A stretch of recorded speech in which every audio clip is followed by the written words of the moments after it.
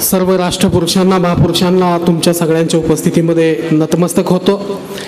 आज या ठिकाणी सन्माननीय राजेश पवार साहेबांच्या या रॅलीमध्ये आणि या संबोधित अशा सभेमध्ये संबोधित करत असताना मी प्रथमतः माननीय राजेश पवार साहेबांना या ठिकाणी शुभेच्छा देण्यासाठी आणि पुन्हा एकदा त्यांना विधानसभेत पाठवण्यासाठी या ठिकाणी आपल्या सगळ्यांना आव्हान करण्यासाठी या ठिकाणी आलो।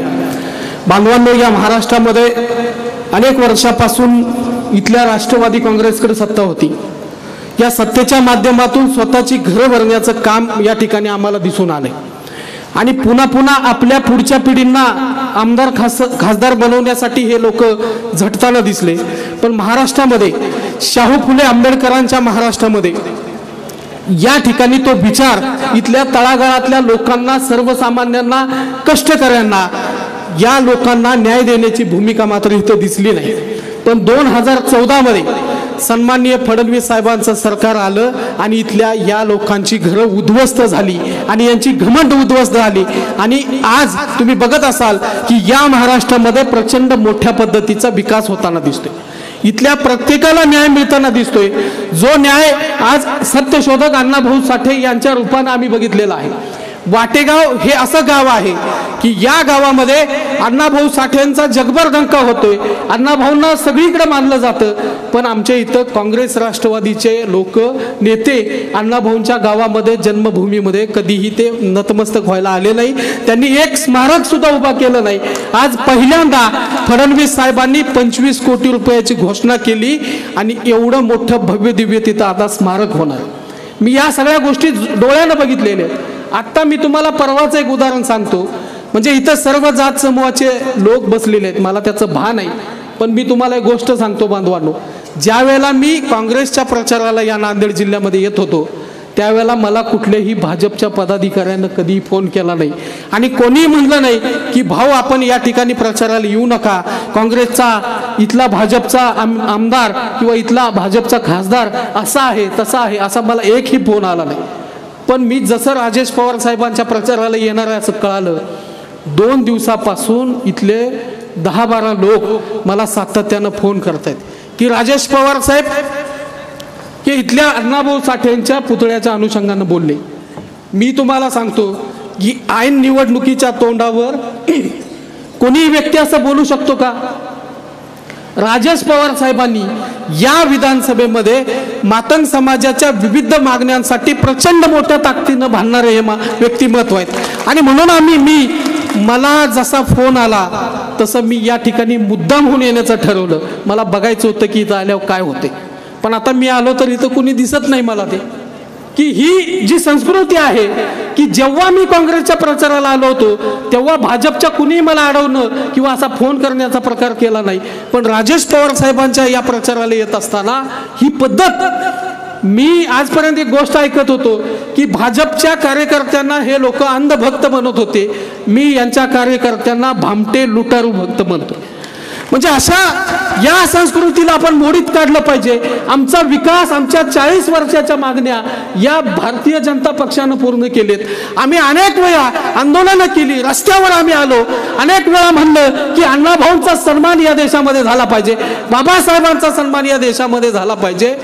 देवेंद्र फडणवीस आणि राहुलजी नार्वेकर ही 2 माणसं रशियामध्ये जाऊन अण्णाभाऊंचा त्यांनी पुतळा बसवला आणि तिथं जाऊन ती अण्णाभाऊंना नतमस्तक झाली।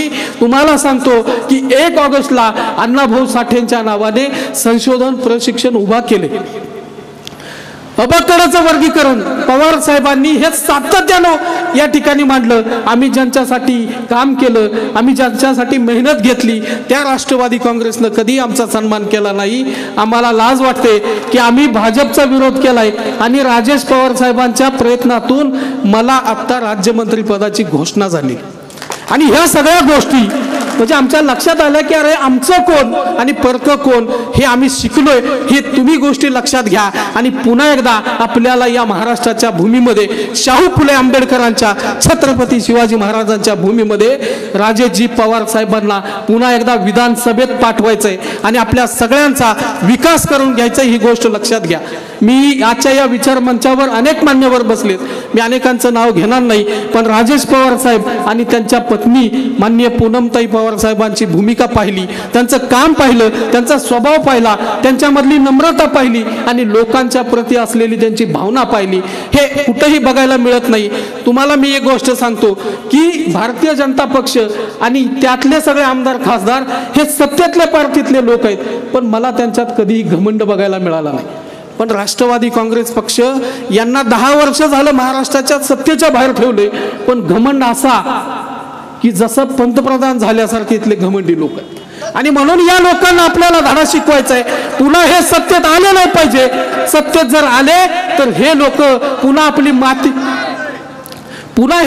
माती करतील. इथल्या शेतकऱ्याला कष्टकऱ्याला पुन्हा पिसावं लागेल, पुन्हा घासावं लागेल, पुन्हा एकदा इथं घाम गाळावं लागेल. काही इथं होणार नाही. या लोकांची पळताभुई थोडी झालेली आहे. आता हे लोकात जायला लागलेत. कधी कुठं जय अण्णा भाऊ म्हणतायत, कधी कुठं जय भीम म्हणतायत.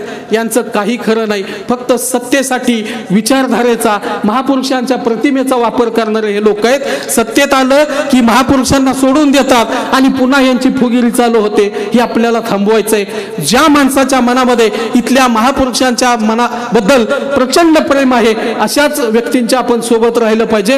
राजेश पवार साहेबांनी या ठिकाणी ज्या ज्या भूमिका घेतल्या त्या आमच्या मनावर बिंबलेल्या आहेत आणि म्हणून आम्ही पुन्हा राजेश पवार साहेबांना निवडून देण्यासाठी रात्रंदिवस एक करू. आणि असला काँग्रेसचा जो उमेदवार आहे, काँग्रेसच्या ज्या उमेदवाराच्या कुटुंबातल्या व्यक्तीने जे षडयंत्र केलं, कालपासून ज्या पद्धतीची आमची बदनामी केली, त्याला जोपर्यंत तो पडत नाही तोपर्यंत आमचं डोकं शांत होणार नाही. आणि तुम्हा सगळ्यांना आव्हान आहे की तुम्ही त्यांना पाडायचंच आहे. याला पाडल्याशिवाय आपण शांत बसायचं नाही. एवढंच जाहीर आव्हान करतो. आणि माननीय चितेजी अंतापूरकर साहेबांच्या पुढच्या प्रचार सभेला मला जायचंय, त्यामुळे मी या विचार मंचाची सर्व आयोजक मंडळींची दिलगीर व्यक्त करतो. या ठिकाणी विचार मंचावर आमचे सन्माननीय बंधू विलाजी झिंजोरे बोतीकर आणि किशोर कवडीकर या ठिकाणी राजेश पवार साहेबांच्या सोबत आहेत. डॉक्टर अण्णाभाऊ साठे क्रांती सेना आणि इथला प्रचंड मातंग समाज, उपेक्षित समाज या व्यक्तिमत्वांना पुन्हा एकदा विधान परिषदेत पाठवणार आहे. आणि मला खात्री आहे की राजेश पवार पुढच्या या गव्हर्नमेंट स्थापन झाल्यावर मंत्री होणार आहेत, हे मला या निमित्ताने विश्वास आहे. एवढंच या ठिकाणी बोलतो. या विचार मंचावर सन्माननीय नेते अशोकरावजी चव्हाण साहेब या ठिकाणी होते. मी सगळ्यांची नाव घेऊन वेळ घेणार नाही. या ठिकाणी मी थांबतो. धन्यवाद. सर्वांना सप्रेम जय शिवराय, जय लहुजी, जय अण्णाभाऊ, जय भीम. धन्यवाद भाऊ. सगळ्यांनी